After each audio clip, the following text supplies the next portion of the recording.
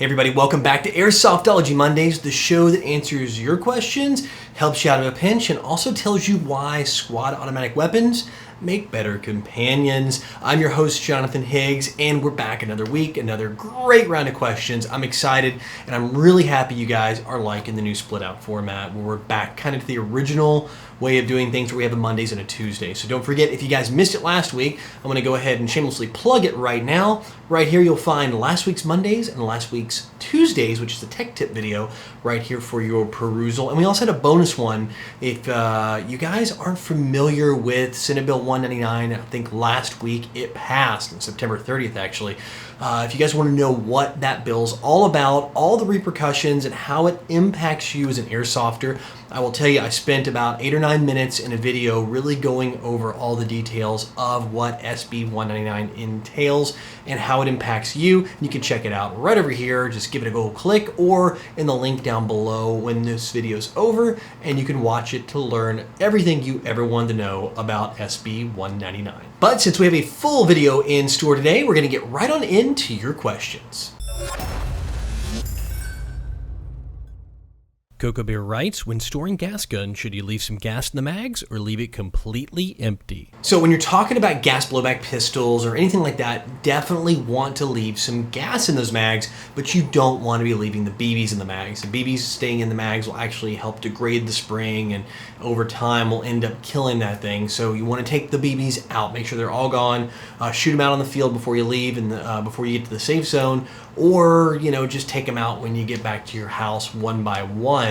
But as for gas in the mag, it is very important you actually leave some green gas in your magazines. And what that does, it does a couple things. One, it keeps those seals under a bit of pressure so they stay sealed up. And then two, also green gas has lubricant in it, so it helps keep those seals moist. So those are the two things. If you don't do it and you let them sit without any gas in it, those O-rings start to shrink and they will dry out a little bit depending on the material. Sometimes they shrink, sometimes they won't, but they do dry out, and over time it's going to really prematurely wear those things out. So yeah, definitely when you guys are done shooting your green gas pistols, if there's a little gas left in it, you're good to go. If not, just top it off a little bit, just put a little in there. You don't have to fill it all the way up. Just putting a little gas in there is going to be enough to keep those things sealed. Nathan Dowd writes, when you purchase a new airsoft gun, do you have a few go-to upgrades that you usually do out of the box, and if so, what? I do a couple things when I get a new gun. The first thing I usually do is I'll check it and I'll usually reseat the hop up and the bucking. That's just something I've always done with the guns. Just shipping and things like that have always caused a little bit of trouble with the hop up buckings and barrels. I've just found if you do that out of the box, you're gonna have a great experience. But for upgrades, I would say first off, type bore barrel. Hands down, throw a type bore in it if it doesn't come with one. Some of the new guns are shipping with like 603 barrels, and you really don't need a type bore in them in some cases. But given the opportunity, I'll throw something really high end in there, like a Prometheus type bore or something like that, or a TN.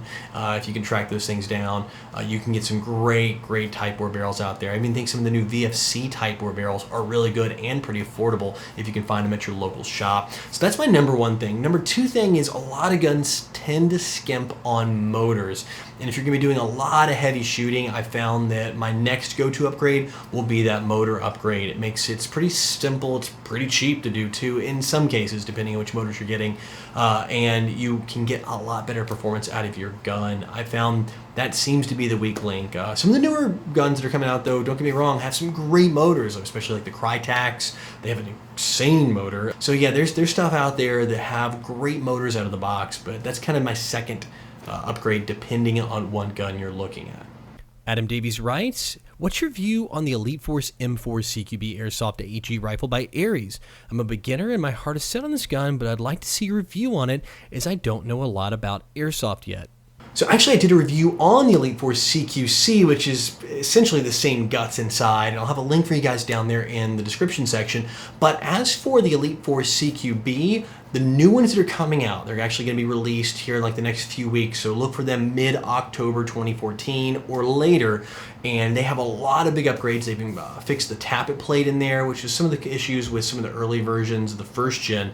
Had some tappet plate challenges. They also made it so you can't accidentally pull out the charging handle. So there are a lot of really neat upgrades they've done to it internally, and those are just a couple. And on top of that, externally, they've added a new crane stock with a one push button back door. And if you guys watch my review, you'll see kind of one of my biggest complaints about that gun was getting the stock off to get the battery. And you actually had to use a screwdriver the first time to take out a Phillips head. And I'm really glad they addressed that in this next batch that came out. That was like my biggest complaint, and it's fixed. So yeah, it's great. And I think you get integrated flip up sights as well. And the gun just overall looks better. So if you're looking for one of those CQCs, I think they're like about $165 US, depending for like retail price, if you're out there looking for them. And I'll tell you, they're a pretty good gun, especially for if you're getting into airsoft, you want to get kind of like a good entry to mid-tier gun. That's a fantastic option.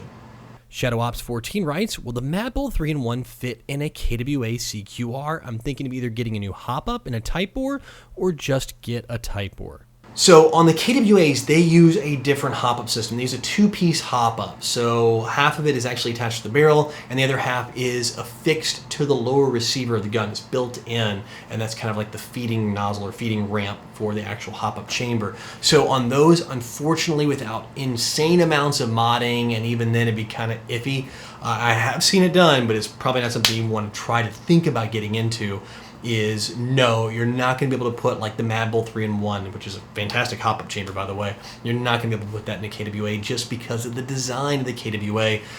The hop-up chamber is unique on the KWA. So sadly, no, you can't do that. So just stick with the type bore. But I will tell you this, that two-piece hop-up chamber that the KWAs have is a very good chamber system. I've never had a problem with it. I like the ease of swapping it out. I like the fact that you can just get to it simple and hinge the gun open instead of having to slide the receiver off. There's a lot of benefits with going that route, and I'll be honest with you, there's really no need to ever change it because it's a pretty darn good stock hop-up chamber. Hunter is 7 writes, I have an upgraded Bar 10. I've had it for a couple years and noticed that it will fire double shot or even a shotgun blast of 4 or 5 BBs out at once, like some kind of feature you'd see in a Borderlands rifle. Is this normal, or do I need to get something fixed? All right, I've been digging into sniper rifles here recently, and I think I know what issue you're having here. It's probably your hop-up bucking. It sounds like that's going to be your issue. So if you're chambering that round, and for you guys don't know, a Bar 10 is a sniper rifle. So when you pull it back and you lock that bolt back, it's going to feed a BB into the chamber as you move the bolt forward. What's happening is when you lock it back, if the hop-up chamber is like stretched, or the hop-up bucking is kind of stretched out and worn out over the years, it'll load 1, 2, 3, or 4, or goodness knows how many BBs into it. That's probably most likely your issue. At least the first place I would check is looking at getting a brand new hop-up bucking and then throwing that in there. In fact, there's some great ones out there. I think Firefly, I can't even think of some of the other ones. Angel, I think, maybe makes one. There's a bunch of different great hop-up buckings, and they're all very affordable. So yeah, definitely look at that first. Change out that hop-up bucking, see if it resolves your issue, and then beyond that, I would probably look second at maybe your magazine. There might be something going on there with the way it interfaces and some of the spring that holds the BBs inside the mag. MJ Winter writes, as an experienced player, it often fascinates me to hear who or how someone got into airsoft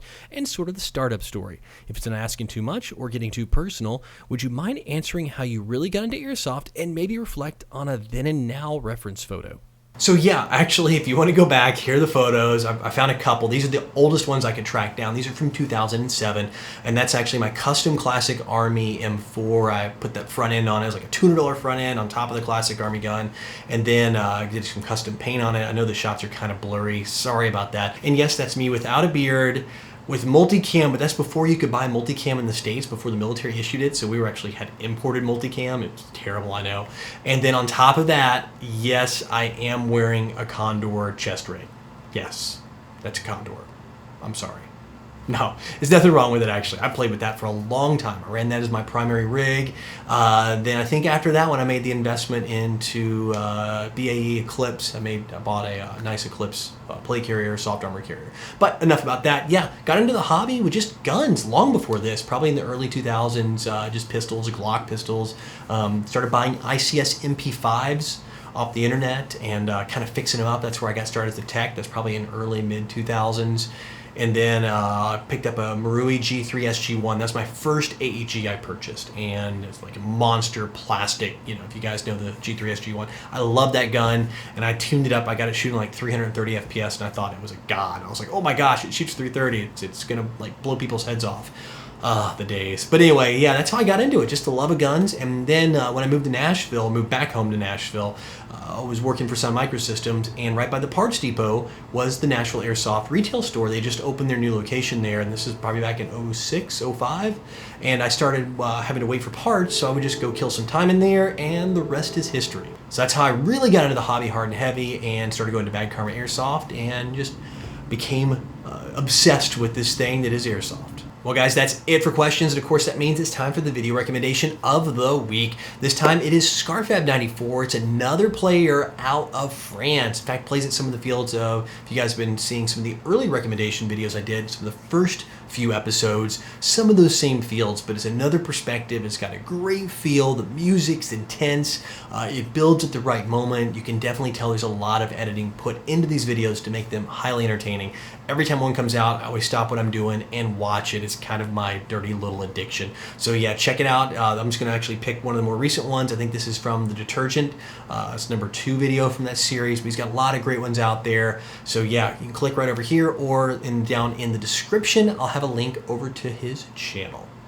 Well, guys, that is it for this episode of Airsoftology Mondays. And guys, if you want to get your question on the show, it's really simple. All you got to do is just put your comment right down there in the comment section below. If you have a question or anything like that you'd like to see answered on the show, or if you'd like to see a tech tip answered on our Tuesday show, I'll also look at this as well as the Tuesday videos. So if you guys have any kind of tech questions that would bubble over to a full-blown tech video. Also, don't forget, we got Mondays here, and to watch our Tuesdays video, which is our tech tips, which we cover everything from last week. We did GoPro extended batteries to how to fix your gun. I think this week I'm going to do a little motor work here, so stay tuned for tomorrow's video. We'll be working on AG motor swapping and motor grip. I think that'll be a great little tech tip since I've got a project I'm working on. So guys, if you have anything you'd like to see in these shows, let me know. And again, thank you for watching. It's without you guys out there, I would not be putting these shows out. I mean, it's definitely love hearing your comments and your questions and all the stuff, and actually the community that's down there in the comment section below. So guys, I will see you next week on Monday, but until then, get out, play some Airsoft, but no matter what you do, call your freaking hits.